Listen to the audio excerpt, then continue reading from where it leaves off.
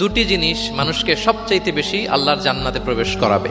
একটি হচ্ছে তাকওয়াল্লাহ, আল্লাহর ভয়, আর একটি হচ্ছে হুসনুল খুলুক, সুন্দর আচরণ। রিপিট, আমি আবারও বলছি, দুটি জিনিস মানুষকে সবচাইতে বেশি আল্লাহর জান্নাতে প্রবেশ করায়। একটি হচ্ছে আল্লাহর ভয়, তাকওয়াল্লাহ, আর একটি হচ্ছে সুন্দর আচরণ, হুসনুল খুলুক।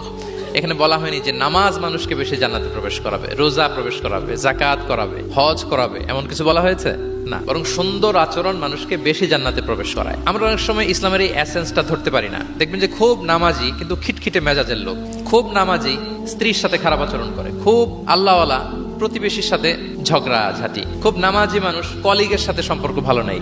এরকম লোক আমাদের সমাজে আছে না নাই বলেন? তার মানে ইসলামের যে ট্রু এসেন্স এটা ধরতে পারে নাই। আশেপাশের নেইবরের সাথে, কলিগের সাথে, বন্ধুদের সাথে, সহপাঠীদের সাথে যে ভালো আচরণ করতে হয়, গুড বিহেভিয়ার করতে হয়, এবং এটাই যে আমাকে সবচেয়ে বেশি জান্নাতে প্রবেশ করানোর মাধ্যম হতে পারে, এটা আমরা ভুলে যাই। প্রিয় বন্ধুরা, আমরা যেন এই ব্যাপারটাকে ছোট মনে না করি।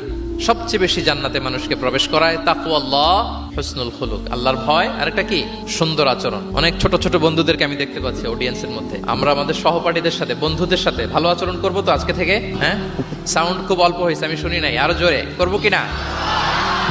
ইনশাআল্লাহ আমরা ভালো আচরণ করব এবং আমার সহপাঠী